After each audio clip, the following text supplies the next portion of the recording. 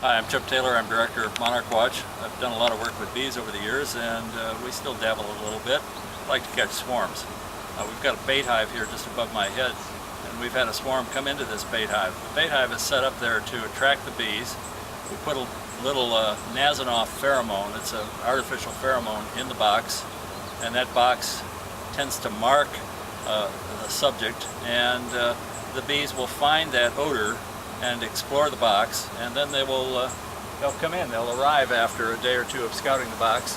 And I noticed yesterday that they were scouting this box, and this morning there was a little bit more scouting, and just a few minutes ago these bees came out of nowhere, apparently just over the building, and found their way through the trees to this box.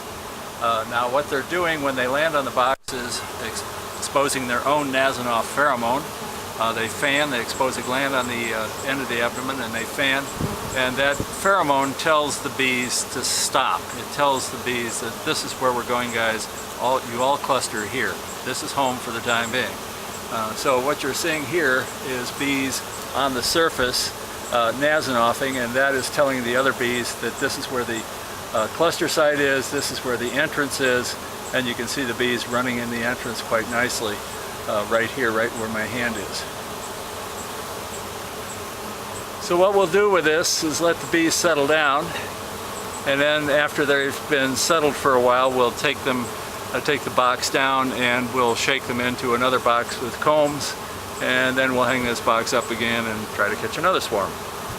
We've done this a lot, mostly in Mexico and in South America. At one point in Mexico we caught over 2,000 swarms using these types of boxes, and others, but all equipped with a Nasinoff pheromone that would help the bees find the box and then colonize them.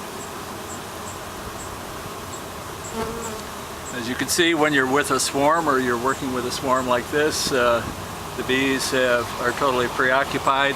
They're not interested in stinging. They have one goal in mind, and that is to move into a new house. So these bees are not particularly defensive under these conditions, and you can just reach in there and get a handful of bees if you need to.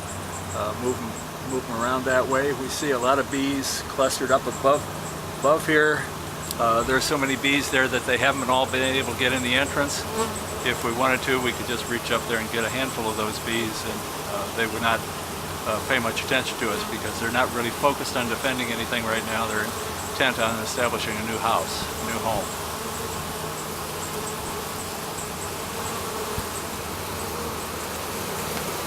I like the way they're running in there.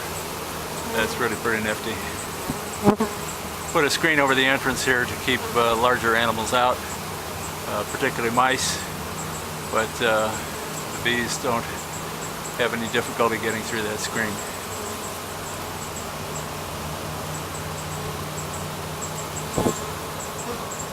Alright, stay tuned folks. We'll probably have another bee adventure here once in a while.